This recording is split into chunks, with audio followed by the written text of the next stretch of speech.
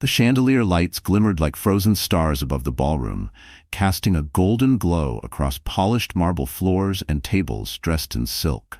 It was supposed to be a night of celebration, a reunion for the city's wealthiest elites, a gathering where laughter and champagne flowed without pause. The guests had dressed to impress. Diamonds on wrists, tuxedos pressed crisp, gowns trailing like rivers of silk. Everyone expected dazzling speeches, unexpected deals, maybe even a scandal whispered in corners. No one expected violence. No one expected blood. The doors opened with a dramatic sweep. Heads turned as Andrew Weston walked in, tall and smug in his tailored black tuxedo. His arm wrapped tightly around a much younger woman, Hila, a social media darling with perfect red lips and a hunger in her eyes. Cameras from journalists clicked rapidly. Andrew loved the attention, basking in every flash. He had built a reputation as a golden boy of Wall Street, wealthy, untouchable, arrogant. Tonight, he wanted everyone to see that he had moved on, that his life was brighter without the woman who once stood beside him. But then he saw her. Emma, his ex-wife. She stood across the ballroom near the fountain centerpiece, dressed in a simple pale blue gown that did little to hide the curve of her 6-month pregnancy. Her hand instinctively rested on her stomach, as if protecting the fragile life inside. Conversations froze. Whispers rippled through the room like a sudden storm. All eyes shifted from Andrew's polished smile to Emma's trembling figure. For a brief second, Andrew faltered. His smirk twitched, his jaw tightened. He hadn't expected her to come. He hadn't expected her to look so vulnerable, yet so unbroken. Rage surged up like fire in his veins. He tightened his grip on Hila, pulling her closer, but his eyes locked on Emma with venom. "She dares?" he hissed under his breath, before striding across the floor. The crowd parted as if sensing the explosion about to erupt. Emma's lips parted slightly, her eyes filled with fear and something deeper, disbelief. She had prepared herself for cruel whispers, maybe mocking glances. But not this, not him, storming toward her like a predator ready to kill. Andrew's voice boomed through the hall, sharp enough to pierce glass. "You think you can parade yourself here, carrying another man's bastard?" Gasps spread like wildfire. Emma's knees wobbled, but she clutched her stomach and tried to speak. "Andrew, this is your..." The slap came before she could finish. A violent crack that echoed in the silent ballroom. Emma's head snapped to the side, her body swaying dangerously. A handprint blazed red across her cheek. The crowd erupted into chaos. Some shouted in protest, others froze in stunned horror. A few guests even lifted their phones, recording the scene in disbelief. Hila smirked slightly, feeding off the spectacle. But Andrew wasn't finished. His voice roared again, filled with fury and lies. "You cheated on me. You betrayed me before our vows even meant anything. Don't you dare claim that child as mine." Emma's tears welled, her lips trembled, and the room spun around her. The air grew heavy with shame, fear, and disbelief. And then, Andrew raised his foot. The ballroom braced itself, holding its breath for what was about to happen next. The sting of Andrew's slap still burned on Emma's face, but the pain was not new. It was only a cruel reminder of wounds that had been festering for years, hidden behind closed doors where no one could see. As she steadied herself in the middle of the ballroom, her mind betrayed her, dragging her back into the memories she had tried so hard to bury. There was a time when Emma believed in Andrew. She had been a young art teacher with gentle dreams, her world filled with colors and sketches, not stock charts and ruthless deals. He was the ambitious charmer who swept her off her feet with roses and promises of forever. At first she thought his confidence was strength. She mistook his arrogance for security. He whispered that he would give her the world, and she, naive and hopeful, gave him her heart. The cracks began to appear slowly. A sharp word here, a cold stare there. He started criticizing the way she dressed, the friends she kept, the way she spent even a few dollars on herself. Andrew thrived on control, and Emma, eager to please, gave up little pieces of herself until she barely recognized the woman in the mirror. She told herself it was love, that marriage meant compromise. She ignored the red flags because she wanted to believe in the man she had chosen. When she discovered she was pregnant, she thought everything would change.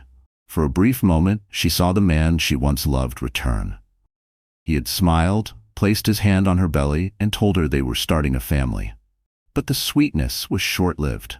His late nights multiplied, his temper sharpened. He began disappearing for weekends, his phone always out of reach.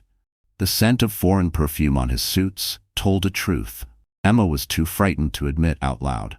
The night it all shattered was colder than winter itself. Emma had been waiting at home, clutching the first ultrasound photo in her trembling hands. She wanted to show him their child's tiny heartbeat on paper, a miracle she thought might melt his bitterness. Instead, Andrew came home reeking of alcohol, his shirt stained with lipstick. He didn't even try to hide it anymore. When she confronted him, his laughter was cruel, his words like daggers. "You think I don't know? You've been lying to me all along," he spat. "That baby isn't mine. You were cheating before I ever touched you." Her protests meant nothing. He stormed across the room, his rage uncontrollable. Before she knew it, he was dragging her toward the door, her tears mixing with the freezing rain outside. With one final push, he threw her into the night like she was nothing more than trash. Pregnant, shivering, heartbroken, Emma crumpled on the sidewalk, the ultrasound photo ruined in her trembling hands. From that night forward, she learned what survival meant. She pieced her life together in silence, carrying her child and her shame while Andrew flaunted his new lifestyle. She told no one the full truth. She carried her pain alone. And now, here in this glittering ballroom, he dared to accuse her again. The same lie, the same cruelty. But this time, the world was watching. The slap had silenced the entire ballroom, but Andrew wasn't finished. His fury was a wildfire, uncontrollable and destructive, and Emma was trapped at the center of it. Her cheek burned, her balance wavered, but she stood frozen, one hand instinctively clutching her stomach. The crowd watched, horrified, as the man who once vowed to love her turned her into a spectacle. Andrew's voice thundered across the hall, louder than the orchestra that had abruptly stopped playing. "Do you all see this?" he shouted, his finger stabbing the air in Emma's direction. "This woman, this liar, thinks she can walk in here carrying a bastard and call herself respectable." Gasps echoed, whispers spread like poison, and phones lifted discreetly to capture the scene. Some guests shook their heads in disbelief, others looked away, too uncomfortable to intervene. Ela clung to Andrew's arm with a twisted smile, pretending to look innocent while relishing every cruel word. Emma tried to speak, her voice fragile but determined. "Andrew, this is your—" He cut her off with a bark of laughter that sounded more like a growl. Don't you dare try to put that child on me. You betrayed me, you disgraced me. You think I'll be made a fool of?" Tears blurred Emma's vision, but she shook her head desperately. "I never betrayed you. I never." Before she could finish, Andrew lunged forward. His hand gripped her wrist with brutal force, yanking her closer until their faces were inches apart. The guests closest to them gasped audibly. One older woman even whispered, "Stop him," but no one moved. "You disgust me," he snarled, his spit flecking her cheek, parading around like a saint when you're nothing but filth. Then it happened. With one violent motion, Andrew shoved her backward. Emma stumbled, her heels skidding on the marble floor, and fell against the edge of a table. Plates shattered, glasses spilled, and wine splashed across her gown, staining the pale fabric like blood. The crowd erupted into chaos, some screaming, others pulling out their phones to record. Emma tried to push herself up, her trembling hands slipping on shards of glass. The room spun, her breaths came short, and panic surged through her chest. Her hand pressed against her belly, praying, begging that the life inside her was still safe. But then, she felt the warmth, a wetness spreading beneath her dress. She looked down and saw the crimson stain seeping through the silk. Her scream pierced the air. The ballroom froze once again, the horror unmistakable. "She's bleeding," someone shouted. A man rushed forward to help, but Andrew shoved him aside with a growl. "This is what happens to liars," Andrew spat, his face twisted with rage. Emma's vision dimmed as the world tilted. The chandelier above blurred, the crowd around her became shadows, and her knees buckled. She collapsed onto the marble floor, her gown pooling around her like broken wings. The last thing she heard before darkness swallowed her was the collective gasp of the crowd, and the sound of heavy doors bursting open. Someone had just arrived, and everything was about to change. The ballroom doors slammed against the walls as they burst open, a thunderclap cutting through the chaos. Heads whipped toward the entrance. And there he was, Alexander Blackwell. Tall, broad-shouldered, dressed in a midnight suit that gleamed under the chandeliers, his very presence commanded the room. He wasn't just a man. He was a force. The billionaire whose name made headlines, the reclusive tycoon whispered about in boardrooms and society pages. And tonight, his eyes blazed with fire. Emma. His voice boomed like a cannon. The crowd parted instinctively as Alexander strode forward, each step fueled by fury and urgency. He reached Emma's side in seconds, dropping to his knees on the cold marble. She lay there, her face pale, her gown soaked with crimson, her breath shallow and ragged. Her trembling hand weakly clutched at his sleeve, her eyes fluttering open for a moment. "Alexander," she whispered, her voice fragile as glass. His jaw tightened, his hands trembling as he lifted her into his arms. "I've got you," he murmured, his voice breaking. "Hold on, my love. I won't let you go." Andrew's face twisted, shock flickering across his features before arrogance returned. "What are you doing here?" He spat, stepping forward. "This is between me and my ex-wife. She doesn't belong to you." Alexander's head snapped up, his gaze colder than steel. "Touch her again," he growled, his voice low and lethal, "and you'll wish you were dead." The crowd gasped. The air vibrated with the weight of his words. Even Yila, clinging to Andrew's arm, shivered and pulled back, sensing the raw power radiating from the billionaire. "She's lying to you," Andrew barked, desperate to reclaim control. "That child isn't mine. She cheated on me. She's nothing but a fraud." But Alexander didn't waste time on words. He adjusted Emma gently in his arms, pressing his hand against her bleeding side, his own suit staining red. He turned to the nearest guests, his voice commanding. "Call an ambulance. Now." A man in the crowd fumbled with his phone, dialing frantically. Others moved aside, clearing the way. Whispers rushed through the ballroom like a tidal wave. Cameras still clicked, but this time they weren't capturing Andrew's arrogance. They were capturing his downfall. Alexander rose to his full height, cradling Emma as if she weighed nothing.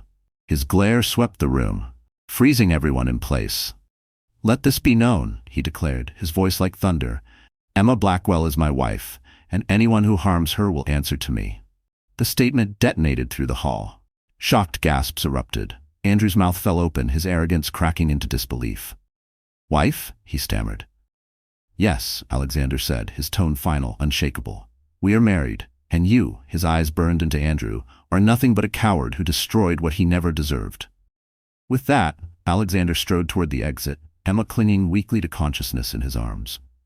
The crowd parted once more, some bowing their heads in respect, others recording every second of history being made. Behind them, Andrew stood frozen, his empire of lies crumbling as the truth lit up the room. And Emma, drifting in and out of consciousness, knew one thing for certain. She was safe at last. The sirens wailed through the night, slicing across the city streets as the ambulance tore forward. Inside, Emma lay pale and trembling on the stretcher, her gown soaked in blood. Every bump in the road seemed to rattle her fragile body. Every second felt like an eternity. Alexander sat beside her, his hand clutching hers, refusing to let go. His usually composed face was raw with panic, his sharp jaw clenched, his eyes burning with fear. Billionaires were supposed to be untouchable, immune to the chaos of the world. But tonight, Alexander Blackwell looked like a man terrified of losing everything. "Stay with me, Emma," he pleaded, his voice breaking. "Don't you dare close your eyes. Look at me." Emma's lips parted weakly, her voice barely audible over the blare of sirens. It hurts." "I know, sweetheart," Alexander whispered, brushing the damp hair from her forehead. "But you're strong, stronger than anyone I've ever known. Just hold on a little longer, please." The paramedic leaned forward, checking Emma's vitals, his expression grim. Her blood pressures dropping fast. "We're losing her." Alexander's chest tightened. "Do something," he barked. "Save her." "We're doing everything we can." The paramedic said firmly, pressing gauze harder against Emma's stomach. "But she's bleeding badly. We need to get her into surgery immediately." Emma's eyes fluttered open, glassy and distant. Her trembling hand rose, weakly pressing against Alexander's chest. If something happens." "Don't," he cut her off, tears brimming in his eyes. "Don't you dare talk like that. Nothing's gonna happen. You'll be fine, I promise." She gave him a faint, heartbreaking smile. "You always promise too much." Her hand slipped back to her stomach, and a shadow crossed her face. The baby. Alexander's throat tightened. He pressed her hand against his heart. First you, he whispered fiercely. I can't lose you, not you. The ambulance screeched to a halt outside St. Catherine's Hospital, its red lights reflecting against the glass windows. The doors burst open, and medical staff rushed forward, wheeling Emma into the emergency ward. Alexander followed, refusing to let go until a nurse blocked his path. Sir, you need to wait outside, she said firmly. We need to operate now. I'm not leaving her, he thundered, his voice echoing down the hall. Mr. Blackwell, if you love her, let us do our jobs, the doctor snapped, already pulling on gloves. Alexander froze, torn apart by helplessness, then finally released Emma's hand. He watched as they wheeled her away, her face fading behind swinging doors. The billionaire who had conquered boardrooms and bent industries to his will now stood alone in a hospital corridor, powerless for the first time in his life. His fists clenched, his breath ragged, his mind spinning with one desperate prayer. Please let her live. Minutes crawled like hours. Then the doctor returned, his expression solemn, eyes heavy with the weight of what he carried. Mr. Blackwell, he said quietly, we managed to stabilize her, but I'm afraid we couldn't save the baby. The sterile scent of antiseptic clung to the hospital room, mixing with the faint hum of machines. Emma lay motionless on the bed, her body fragile, her face ghostly pale. Tubes and monitors surrounded her, beeping rhythmically, a cruel reminder that she was alive, but not whole. Her hand rested limply against her stomach, where new life had once grown. Now there was only emptiness. The silence was unbearable, a hollow echo that filled every corner of her being. When her eyes finally fluttered open, Alexander was there. He had not moved from the chair beside her bed all night, his tall frame hunched forward, his head buried in his hands. At the sound of her faint whisper, he shot up, his eyes red and weary. Emma, he breathed, reaching for her hand. Thank God, you're awake. Her lips quivered as she looked at him, then down at her stomach. The baby. Alexander's throat tightened. His grip on her hand grew firmer. The doctors, they couldn't. He stopped, unable to finish. His voice cracked. I'm so sorry. Her tears spilled silently, streaming down her cheeks. I killed our child, she whispered, her voice breaking.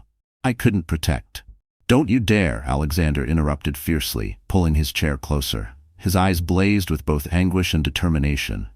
This is not your fault. Do you hear me? You are not to blame. The only monster here is Andrew.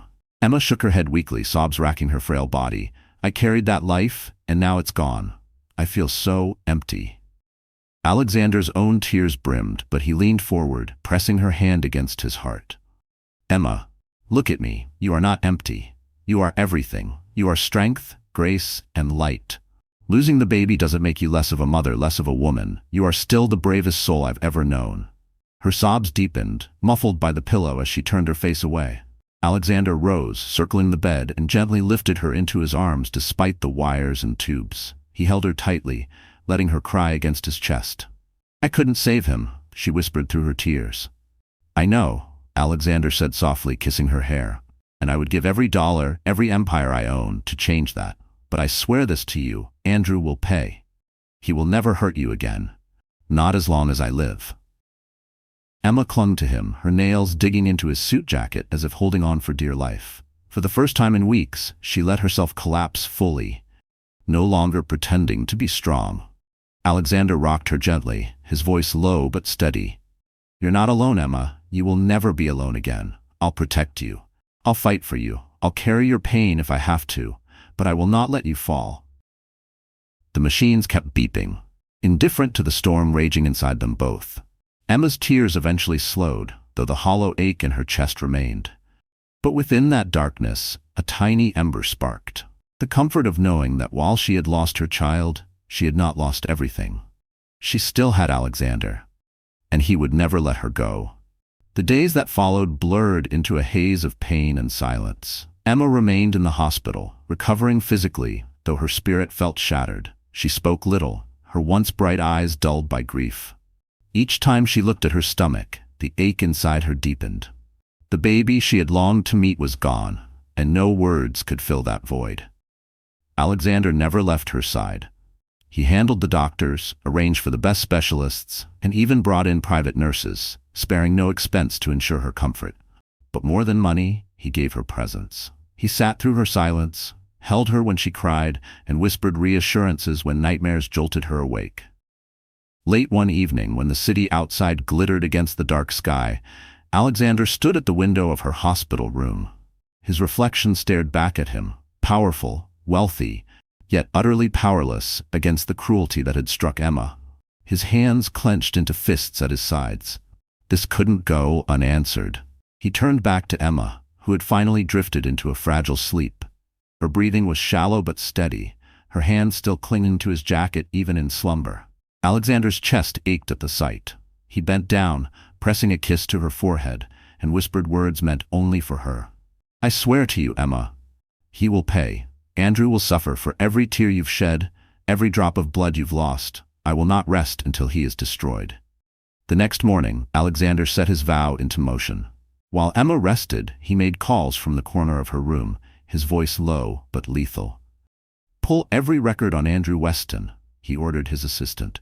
"I want his financials, his debts, his allies, his enemies, everything." By noon, documents were delivered, thick files exposing Andrew's reckless investments, his shady partnerships, and the mountain of debt hidden beneath his facade of wealth. Alexander's sharp eyes scanned the pages, his mind already weaving a strategy. It wasn't just about revenge, it was about justice. Andrew had torn Emma apart, and Alexander would dismantle him piece by piece until there was nothing left. But when Emma stirred, Alexander softened instantly. He pushed the papers aside, sat by her bed, and smiled as though the world outside didn't exist. "How are you feeling, love?" he asked gently. Emma sighed, her voice frail. "Tired, but safe." Safe. That word alone fueled him. He tucked the blanket around her, brushing a strand of hair from her face. "That's all that matters. You're safe now, and I promise you'll never have to fear again." Tears welled in her eyes, but this time they weren't only from grief. For the first time since the tragedy, she allowed herself to lean into his strength, trusting him completely. As she drifted back to sleep, Alexander's gaze hardened once more.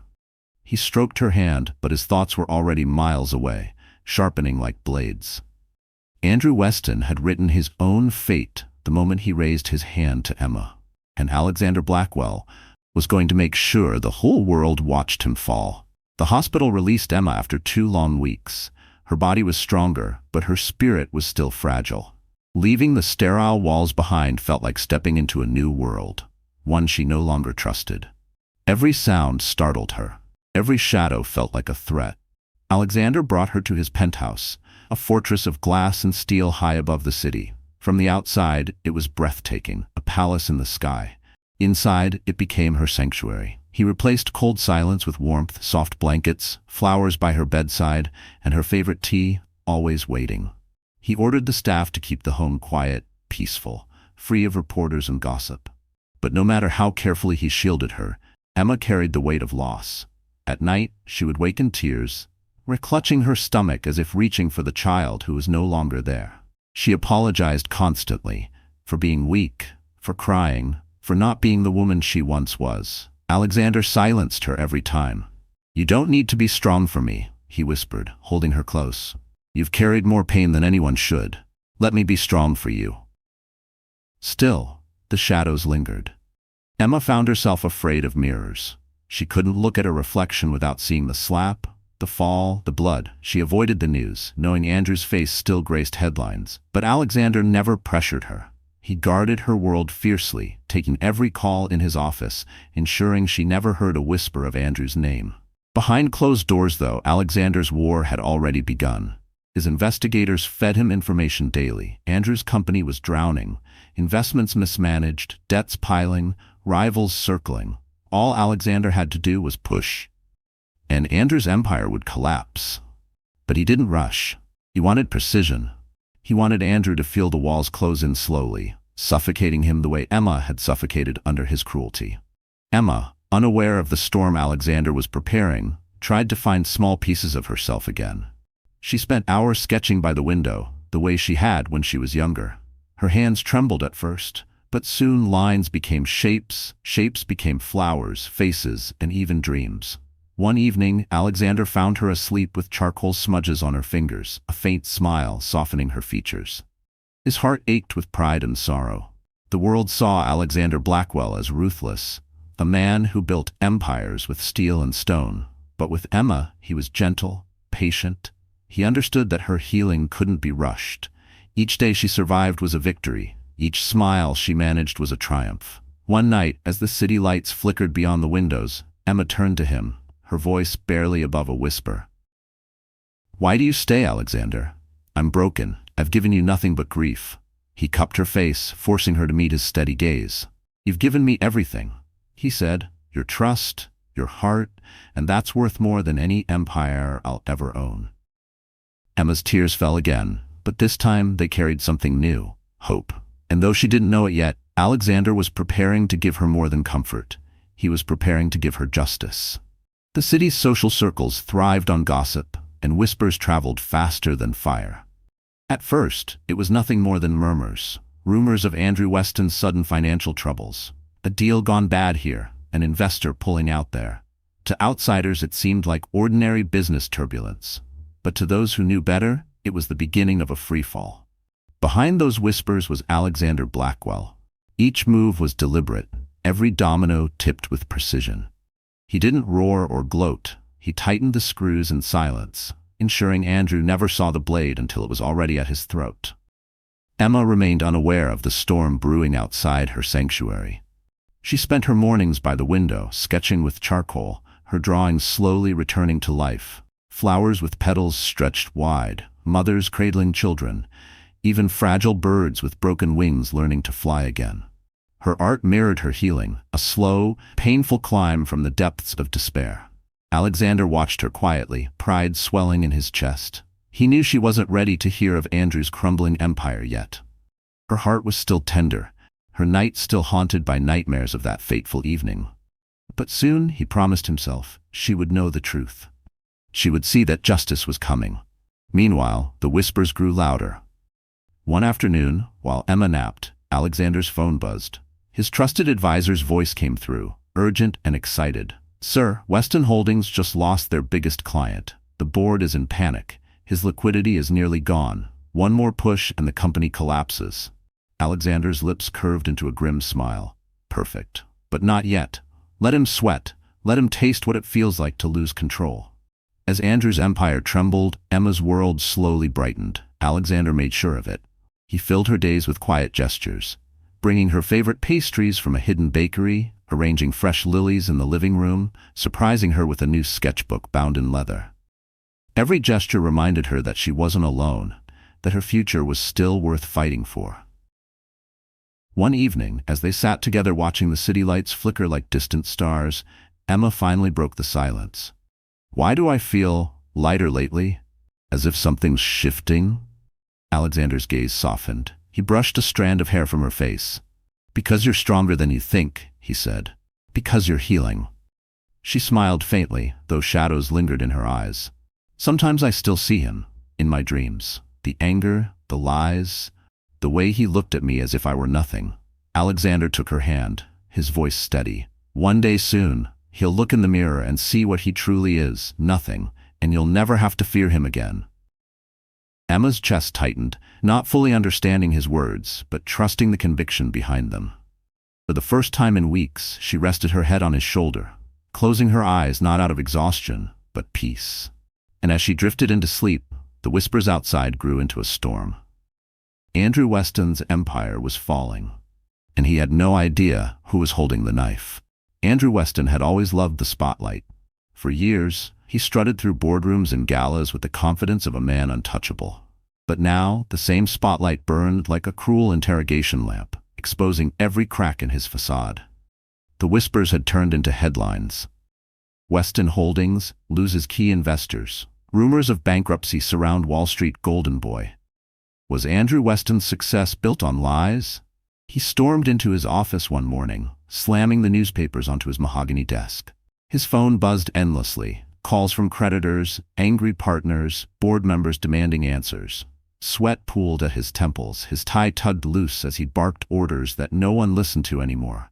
And then there was Yila. The mistress who once clung to his arm like a prized accessory now sat across from him, her manicured nails tapping impatiently against her phone. She scrolled through messages from other men, wealthier, steadier, more promising than the sinking ship Andrew had become. "You're quiet," Andrew snapped, pacing the room like a caged animal. "Not going to defend me?" Hila didn't even look up. "What's there to defend, Andrew? Everyone's saying you're finished. And frankly, I don't want to be dragged down with you." His face flushed crimson. "Dragged down? After everything I've given you? The penthouse, the cars, the clothes." She cut him off with a laugh, cold and sharp. "You think any of that matters when the money's gone? You're not the man I signed up for. I wanted a winner. Right now, you're nothing but a headline waiting to be forgotten." Her words struck deeper than any financial loss. Rage boiled inside him. He grabbed her wrist, but she yanked it free, glaring. "Don't touch me. You don't scare me anymore." The door burst open, his assistant pale and nervous. "Mr. Weston, the board has called an emergency meeting. They want your resignation." Andrew's chest tightened. "Resignation? They wouldn't dare." "They would," Hila interrupted, rising gracefully from her seat. She smoothed her red dress and slung her designer bag over her shoulder. "Face it, Andrew, you've lost, and I don't stay with losers." For the first time, panic flickered in his eyes. "Hila, wait." But she was already at the door, her heels clicking against the marble like a drumbeat of betrayal. She didn't even glance back. Andrew collapsed into his chair, sweat soaking through his shirt. He grabbed the newspaper again, his own photo staring back at him with smug arrogance from a year ago. Now it mocked him. He had once believed he could never fall. But the higher the man, the harder the crash. And this was only the beginning. Because while his empire crumbled and his mistress abandoned him, Andrew still didn't know the truth. It wasn't chance that had brought him down. It was Alexander Blackwell. And soon, Andrew would realize that the man who had taken Emma's hand was also the one who had placed the knife squarely in his back. The days of silence and tears slowly began to fade, replaced by mornings filled with faint sunlight streaming into the penthouse. Emma still carried the ache of loss deep in her chest, but she was no longer drowning. Step by step, she was surfacing again, and it was Alexander's unwavering presence that pulled her back to the light. He never pressured her. He simply stayed, bringing her tea in the mornings, encouraging her to sketch, listening to her fears without judgment. Slowly she found her voice again. At first, it was in whispers. Later, it grew into conversations about art, about her past, and finally, about her future. One afternoon, Alexander found her sitting by the window with her sketchbook. The city stretched endlessly below, but her eyes were focused on the paper. She had drawn a field of lilies, their petals open wide, reaching for the sun. "They're beautiful," he said softly, leaning over her shoulder. Emma glanced up at him, her cheeks flushing slightly. "I used to dream of opening a small gallery," she admitted. "A place where people could see beauty even when life felt ugly." Alexander smiled, his eyes shining with pride. "Then why not still dream it? That gallery can still be yours, Emma." Her expression wavered, doubt flickering across her face. "I don't know if I'm strong enough anymore." "You're stronger than anyone I've ever known," he told her firmly. "Stronger than me. You've survived pain that would have broken others. Don't let Andrew take your dreams along with your past." The conviction in his voice planted a seed inside her heart. For the first time since the tragedy, Emma allowed herself to imagine a tomorrow. In the evenings, Alexander would take her on quiet walks through his private gardens, away from the flashing cameras. Among roses and ivy, she breathed easier, the weight of the world softening on her shoulders. He spoke of their future, not in vague promises, but in concrete plans. A home filled with laughter, children running through hallways, love that grew deeper each day. One night, as the stars glimmered above, Emma stopped mid-walk and turned to him. "Do you really think I can find happiness again?" He cupped her face gently, his thumb brushing against her cheek. "I don't just think it, I know it, because I'll spend the rest of my life making sure of it." Her eyes filled with tears, not the tears of grief, but of gratitude. She leaned into his chest, hearing the steady beat of his heart. For the first time, she believed it too. In the weeks that followed, Emma laughed again. It was soft at first, like a melody she had forgotten. She painted more, her colors bolder, her strokes confident. And though the scar of loss would never fully fade, she was learning that scars did not mean the end, they meant survival. With Alexander by her side, Emma wasn't just surviving anymore. She was beginning to live again. Spring arrived quietly, painting the city in soft pastels and warm breezes. Emma had been smiling more often, her laughter returning in little bursts that warmed Alexander's heart. She painted daily, her sketchbooks filled with life again. Yet something about her felt different, subtle, almost fragile, as if a secret was blooming inside her. At first, she ignored it. The fatigue, the sudden waves of nausea, the strange cravings that came out of nowhere. She convinced herself it was stress, that her body was still healing. But one morning, as she sat in the kitchen sipping tea, her hands trembled around the cup. A quiet realization settled over her. She was late, her breath caught, her heart racing. The thought terrified her. Memories of the last pregnancy, of blood and loss, of grief so sharp it nearly destroyed her, flooded back. She closed her eyes, her hands instinctively wrapping around her stomach. Could it be possible? Could she really be carrying life again? For days, she kept it to herself, torn between hope and fear. But Alexander noticed. He always noticed. One evening, he found her sitting on the balcony, staring out at the city lights with tears brimming in her eyes. "Emma," he said softly, sitting beside her. "What's wrong?" She hesitated, her voice trembling. I think I might be pregnant." The words hung in the air, fragile as glass. Alexander froze, his breath catching. Then slowly his face broke into the softest, most radiant smile she had ever seen. "Pregnant?" he whispered, as if the word itself was holy. Emma nodded, her tears spilling down her cheeks.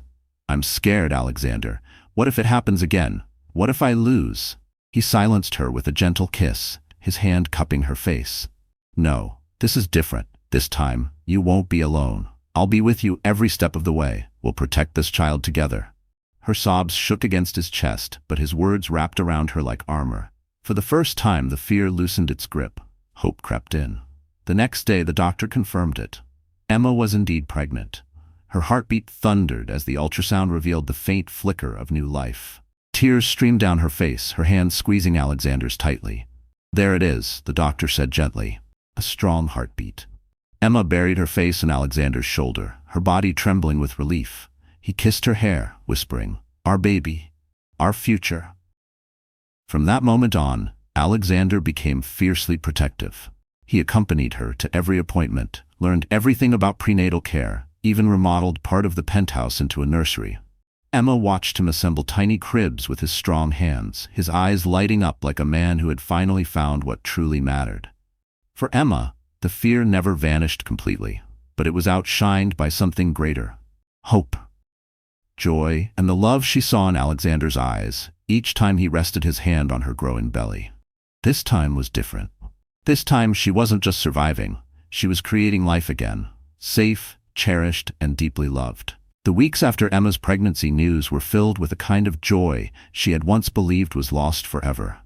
Every morning, she awoke to Alexander's gentle presence, his hand already resting protectively on her stomach, as if guarding the fragile life within. He counted the days with her, celebrated every small milestone, and made sure she never felt an ounce of fear alone. Their home transformed alongside them. The once sterile penthouse became a place of warmth, alive with anticipation. A spare room overlooking the skyline was chosen for the nursery. Emma painted the walls in soft shades of cream and blue, her brush strokes steady, her eyes bright. Alexander, though far from an artist, joined her with clumsy enthusiasm, smudging more paint on himself than the walls. Emma laughed, a sound so pure it filled the room with sunlight. They shopped together for baby clothes, Alexander insisting on buying armfuls of tiny outfits Emma teased were far too many for one baby. He carried bags through the streets proudly, ignoring the curious stares of onlookers who whispered about the billionaire who once built empires, now fussing over pacifiers and teddy bears. In the evenings, they built rituals. Alexander read parenting books aloud, his deep voice stumbling through medical terms, but softening when he shifted to bedtime stories. He would rest his head against Emma's stomach, speaking to the baby as if it could already hear. "You're safe," he'd murmur. "You'll never know fear the way your mother did. I promise you that." Emma often cried quietly during those moments, her tears no longer born of grief, but of overwhelming gratitude. She remembered the nights she thought her life was over, when pain and betrayal consumed her. Now she felt cherished in ways she never imagined possible. Of course, the past still cast its shadow. Some nights she woke gasping from nightmares of Andrew's rage, her hands clutching her stomach in terror. But Alexander was always there. He would pull her close, whispering reassurances until her trembling stopped. His presence was her anchor, reminding her that this time she wasn't alone. Their bond deepened not only through joy but through vulnerability. Emma shared her fears openly, the fear of loss, of not being enough, of the world judging her. Alexander listened with a patience that disarmed her. "You're already enough," he told her one night, his voice steady as steel. "You're the strongest person I know, and this child will grow up knowing they come from a mother of courage." The pregnancy became more than just a second chance at motherhood. It became the foundation of their love, proof that from tragedy could bloom hope. They were no longer just a woman healing from betrayal and a man bent on revenge. They were partners, bound by something far greater than the past. One evening, as they stood in the nursery, Emma leaned against Alexander's chest, her hand resting over his. The city lights shimmered outside, but all she saw was the future, their future. "I never thought I'd be this happy again," she whispered. Alexander kissed the top of her head. "This is only the beginning, Emma. The best is yet to come." And for the first time in years, she believed it. The months passed with quiet anticipation, each day bringing Emma and Alexander closer to the moment their child would arrive. The nursery was ready, the crib built, the walls painted with soft skies and drifting clouds. Emma's belly grew rounder, her steps slower, but her spirit glowed brighter than it had in years. With Alexander by her side, she finally felt safe. But shadows have a way of creeping back, even into the brightest rooms. It began with a letter, delivered by hand, slipped under the heavy oak door of Alexander's penthouse. The handwriting was hurried, almost desperate. Emma picked it up one morning, her hands trembling as she read the name scrawled across the envelope, Andrew Weston. Her heart dropped. Alexander noticed immediately. He took the letter from her, his jaw tightening as he unfolded it. The words were frantic, pleading. Andrew claimed he had been wrong, that he wanted forgiveness. He insisted the child she carried might still be his, and he demanded the chance to make things right. Emma's stomach churned. The audacity of the man who had struck her, destroyed her, left her bleeding on a ballroom floor, to now come crawling back as if she owed him anything, was unbearable. Her hands shook, and tears of anger welled in her eyes. Alexander crumpled the letter in his fist. "He's desperate," he said coldly. "His empire is gone, his mistress left him, and now he wants to crawl back to the only person he thinks might save him." "I don't want him near me," Emma whispered, her voice shaking. "I don't even want to hear his name." "You won't have to," Alexander promised. He kissed her forehead, holding her close. "I'll make sure of it." But Andrew wasn't finished. Within days he appeared outside her doctor's office, waiting like a vulture. Emma saw him as she exited the building, his once polished appearance reduced to desperation, hair unkempt, suit wrinkled, eyes wild. "Emma," he called, stumbling toward her.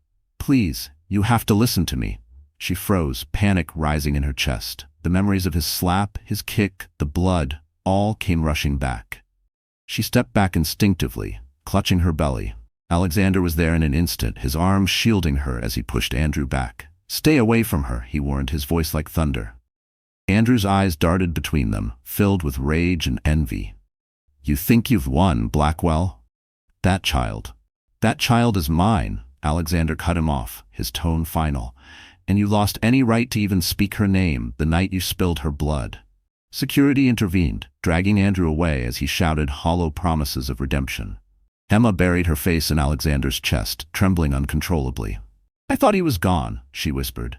Alexander stroked her hair, his voice steady. "He is gone. He's nothing now, just a ghost screaming into the wind. He can't hurt you anymore." But as Andrew's voice echoed faintly in the distance, Emma couldn't shake the dread curling in her stomach. Ghosts had a way of lingering, and this one wasn't finished yet. Andrew Weston was unraveling.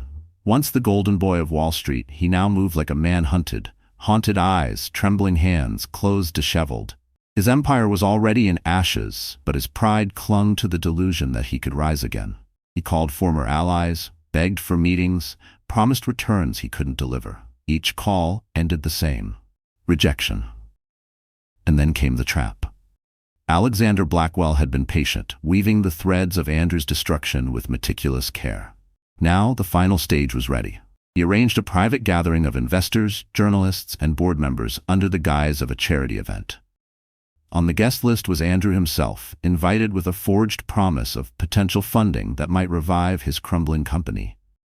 Andrew arrived desperate, his suit wrinkled, his confidence forced. He strode into the grand hall, expecting salvation. Instead, he walked straight into judgment. The lights dimmed, a large screen flickered to life, and Alexander took the stage. He stood tall, commanding the room with effortless authority. Emma, seated safely at a private table, watched him with wide eyes. She had not known what Alexander planned, but she trusted him. "Tonight," Alexander began, his voice steady and sharp, "we are not here to speak of profits or percentages. Tonight, we speak of integrity, of the kind of men who abuse power, who exploit trust, who destroy lives." A murmur swept through the crowd. Cameras turned toward Andrew, whose face tightened with unease. The screen lit up with evidence: documents, financial records, video clips. Andrew's secret debts, his fraudulent deals, the shell companies he created to funnel money. Each revelation struck like a hammer, the crowd gasping louder with every slide. Andrew shot to his feet. "This is slander," he shouted, his voice cracking. "You have no right." Alexander didn't flinch. He clicked to the next slide, a video clip from the reunion ballroom. The moment Andrew slapped Emma. The moment he kicked her. The moment she collapsed in blood. Recorded on half a dozen phones, the footage had already circulated in whispers, but tonight it played on a giant screen for the world's elite to witness. The room fell silent. Emma gripped the edge of her chair, her chest tightening, but Alexander's steady presence at the podium anchored her. "This," Alexander said coldly, pointing at the screen, "is the man who dares call himself a leader, a man who would attack his pregnant wife, who would spill innocent blood, then demand sympathy when his empire collapses. Is this the kind of man worthy of power, of trust, of redemption?" The crowd erupted in outrage, some shouting, some walking out in disgust, others recording every second to share with the press. Andrew's face drained of color. He stumbled backward, sweat pouring down his forehead. "No, this isn't who I am." But no one listened. Security moved in, guiding him toward the exit as cameras followed. Alexander's final words echoed through the hall, sealing Andrew's fate. "A man who destroys lives deserves nothing but ruin, and tonight, ruin is all he has left." Emma exhaled shakily, tears brimming in her eyes. For the first time she felt the weight of justice. Andrew Weston was finished. The night began like any other. Emma sat curled on the couch, her hands resting on her rounded belly as Alexander read aloud from a parenting book, his deep voice laced with humor as he stumbled over the medical jargon. She laughed softly, the sound filling the penthouse with warmth. But then her expression shifted. A sudden pain gripped her, sharp and undeniable. She gasped, clutching her stomach. "Alexander, I think it's time." The book slipped from his hands, his eyes widening. "Time?" Her nod was small but certain. "The baby's coming." Within minutes, Alexander had her in the car, racing through the city streets with headlights slicing the night. His usual composure was gone, replaced by sheer panic and determination. He held her hand tightly, whispering, "Breathe, Emma. Just breathe. I'm right here." By the time they reached the hospital, Emma was in active labor. Nurses rushed her into a room, hooking up monitors, preparing the delivery team. Alexander refused to leave her side, ignoring every suggestion to wait outside. He stayed, his presence anchoring her as the contractions grew stronger. Hours stretched like eternity. Emma gritted her teeth through the pain, sweat beading on her forehead. "I can't," she gasped, her voice trembling. "Yes, you can," Alexander said firmly, brushing her damp hair back. "You're the strongest woman I've ever known. Look at me. You can do this." She clung to his hand, her nails digging into his skin, and pushed through another wave of pain. Tears filled her eyes, but determination burned behind them. She wasn't just fighting for herself, she was fighting for the new life they had created. The doctor's voice rang out. "We're close. One more push, Emma. Just one more." Emma cried out, her body trembling as she summoned the last of her strength. Alexander's voice was steady in her ear. "I'm here. I love you. Just one more." And then, the air split with a cry. a tiny, perfect cry that filled the room like music. Emma collapsed back against the pillows, sobbing with relief as the nurse lifted the newborn into her arms. The baby's skin was soft, his cry fierce, his little fists waving in the air. Emma's tears spilled freely as she whispered, "My baby." Alexander leaned over, his eyes wet, his lips trembling with awe. "Our son," he murmured. The nurse carefully placed the baby against Emma's chest. She held him close, her heart overflowing as his cries softened, soothed by the sound of her heartbeat.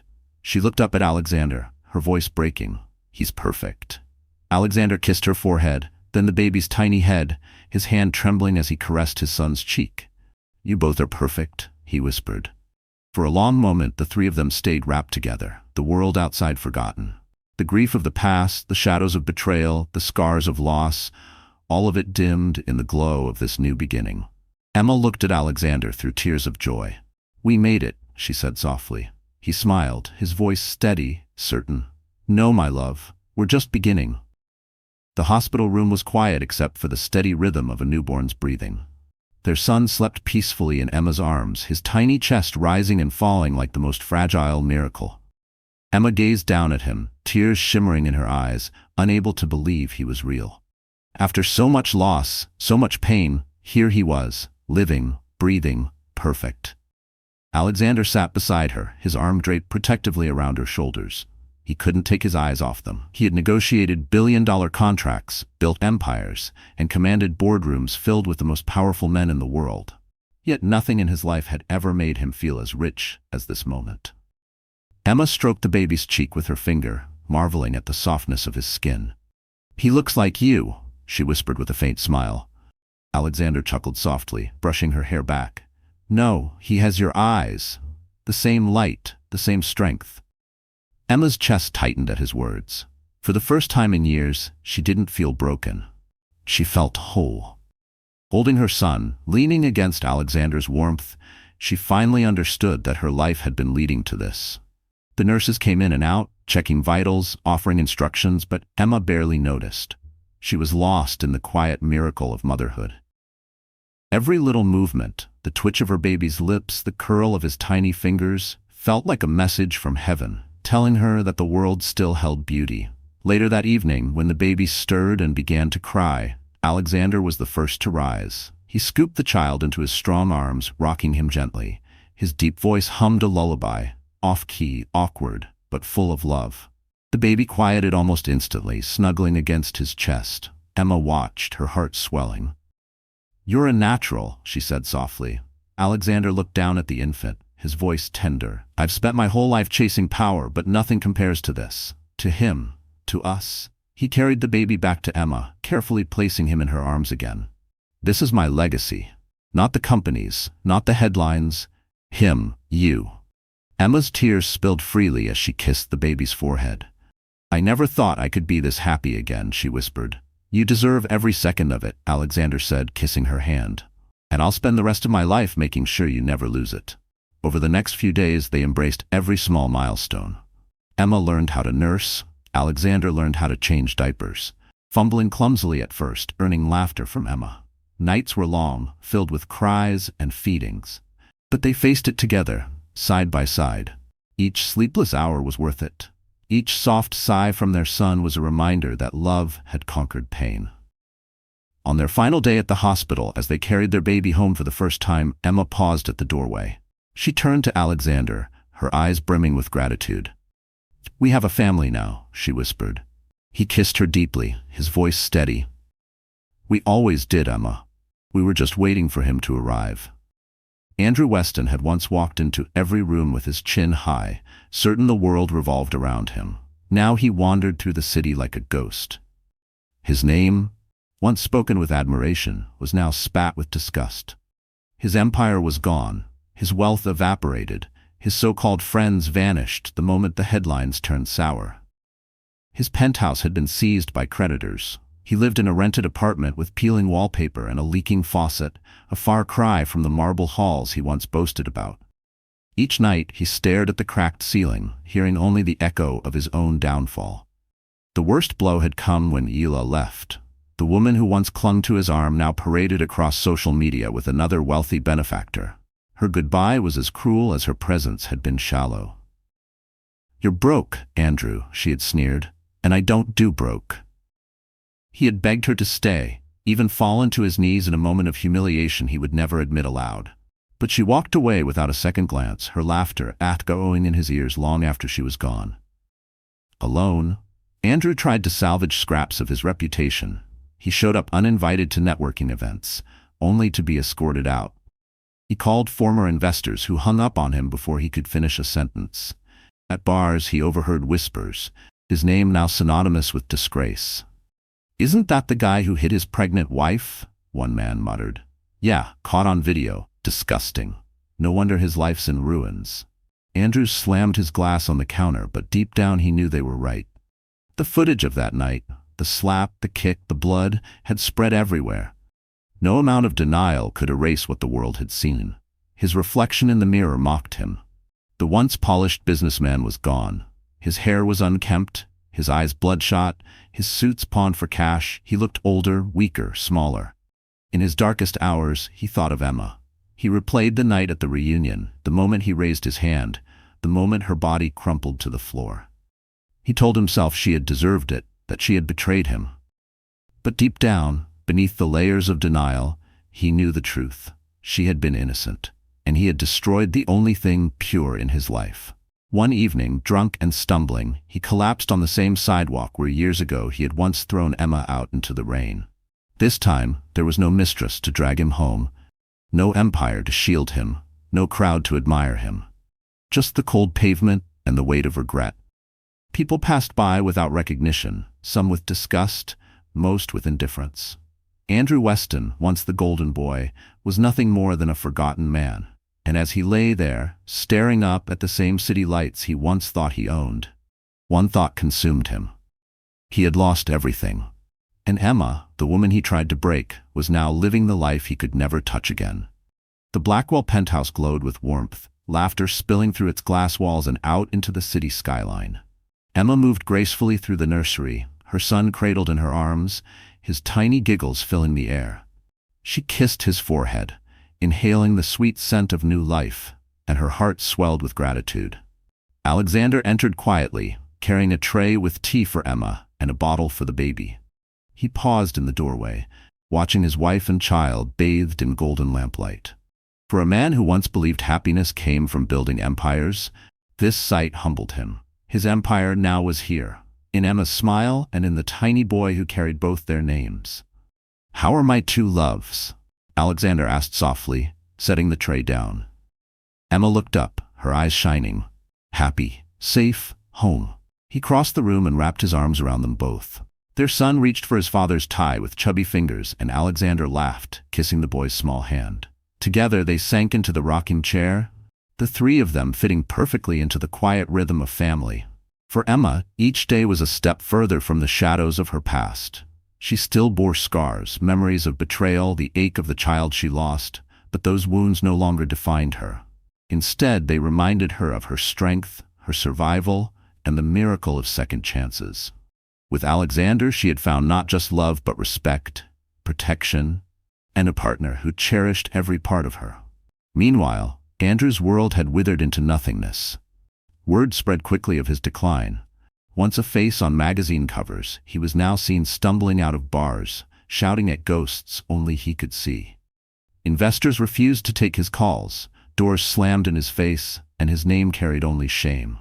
Even the apartment he rented grew emptier by the month. Furniture sold off to cover debts, leaving him surrounded by bare walls. One evening, as Alexander tucked their son into bed, Emma glanced out the window at the city below. She wondered if Andrew still wandered those streets, clinging to bitterness instead of repentance. The thought brought no satisfaction, only closure. She turned back to Alexander, whispering, "Do you ever think of him?" Alexander's jaw tightened for a moment before he shook his head. "Not anymore. He chose his path, and we chose ours." He kissed her hand. "This is all that matters." Emma nodded, her heart at peace. She no longer needed revenge. Justice had already been served. Andrew's punishment was not a courtroom sentence, but the emptiness of a life built on cruelty. Later that night, Emma rocked her son gently as Alexander watched, his heart overflowing. "He'll grow up knowing love," Emma whispered, her voice soft but firm. "He'll never know the pain I did." Alexander placed his hand over hers, their fingers entwining around the child's tiny body. "Because he has you, Emma, and because he has us." The city lights twinkled outside, but inside the penthouse, the true glow came from within. A family forged not from perfection, but from resilience, love, and redemption. They had come full circle. Emma had lost everything once. Now she had more than she ever dreamed. The sun rose gently over the city, painting the skyline in strokes of gold and rose. In the Blackwell penthouse, the morning light spilled across the nursery, illuminating Emma as she rocked her son in her arms. His tiny breaths were steady, his hand curled around her finger, and Emma felt an overwhelming peace wash through her. Once, she had believed she was destined only for heartbreak. She had stood in a ballroom, humiliated and broken, her world collapsing in blood and betrayal. She had thought her life was over. But now, as her son's eyes fluttered open and Alexander entered the room with a smile, she knew the truth. That night had not been her ending. It had been her beginning. Alexander kissed her gently, his hand brushing their child's head. "Good morning, my love," he whispered. Emma smiled, her heart full. "It really is, isn't it? Every morning feels new." They sat together, watching their baby kick happily in his crib. Laughter filled the room, a sound Emma once feared she'd never hear again. She leaned against Alexander, her voice soft but steady. "Do you ever think about how far we've come?" He nodded, his eyes fixed on her. "Every day. And I thank God for it." Emma's thoughts drifted briefly to Andrew. She pictured him alone, wandering the city he once thought he owned, abandoned by friends, stripped of power, swallowed by regret. For a moment she felt a flicker of sorrow, not for the man he was, but for the man he chose not to be. But then she looked at her husband, her son, her home, and she let the past finally go. The scars remained, yes, but they no longer defined her. They reminded her of her strength, of the battles she had survived, of the love she had earned. Later that week, Emma spoke at a charity event Alexander had arranged. The ballroom was filled with women who had endured abuse, betrayal, and hardship. Emma stood at the podium, her hands trembling slightly but her voice clear. "I stand before you not as someone unscarred," she said, her gaze sweeping the room, "but as someone who thought she had lost everything. I know what it feels like to be broken, to be told you are nothing, to believe you cannot survive. But I am here to tell you, you can.